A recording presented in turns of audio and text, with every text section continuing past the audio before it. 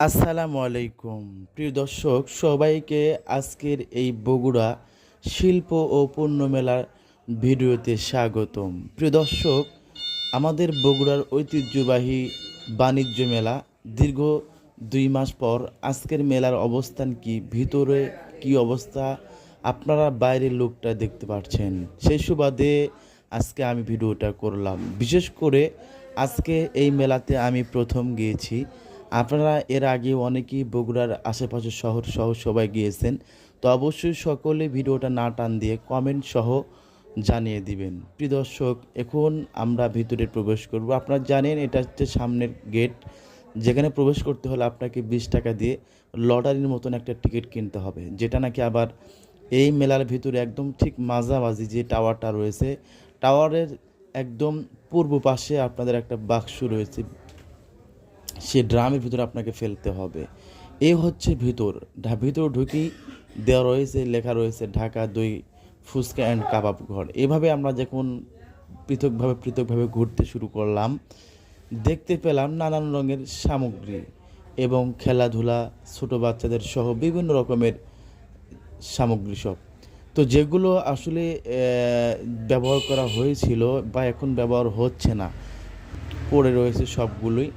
কিন্তু মাঝে মাঝে ক্রেতাদেরকেও দেখা যাচ্ছে, কারণ অনেকগুলো খেলনাঘর, শাড়ি, কাপড় ইত্যাদি অনেকগুলো কসমেটিকের দোকান সহ নানান রঙের বাচ্চাদের বিভিন্ন কিছু কিন্তু অলরেডি আমরা দেখতে পাচ্ছি।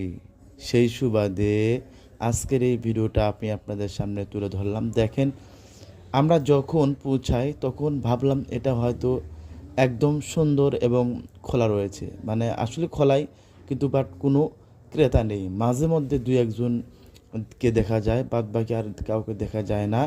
আর দোকানদাররা অলরেডি, যারা দোকানদার রয়েছেন তারা অলরেডি কিন্তু এভাবে বসে রয়েছে। সেই সুবাদে দেখেন কত সুন্দর করে বাচ্চাদের খেলনার জন্য ব্যবস্থা করেছে, পানি সহ আপনার বিভিন্ন প্রকারের খেলনা, সেগুলোও কিন্তু এর ভিতরে চলে। তো বিশেষ যেই বিষয়টা, আসলে মেলাটা অনেক দিন হয়ে গেল, এজন্য মেলার মানে ক্রেতার খুব অভাব। তো আসলে অভাব পূরণের ক্ষেত্রে যেই মানুষগুলো থাকার প্রয়োজন, সেই মানুষ কিন্তু এর ভিতরে আর নেই। সুতরাং এটাতেই আমরা বুঝতে পেরেছি যে 2টি মাস অর্থাৎ পার হয়ে গেছে মেলার।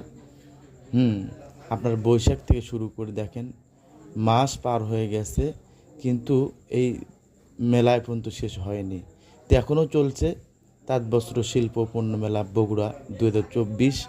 যারা নতুন ভিডিওটা দেখতেছেন তা সবাই অবশ্যই কমেন্ট করবেন, এবং যারা পুরাতন, যারা দেখেছেন এর আগে, তারাও অবশ্যই কমেন্ট করবেন। বিশেষ করে এখনও এই মেলার আয়োজন চলছে, সন্ধ্যা থেকে শুরু করে আবার সুন্দরভাবে মানে মেলার আয়োজন চলে। এখন মেলা রয়েছে, আপনারা চাইলেও নিজেরাও ঘুরে আসতে পারেন।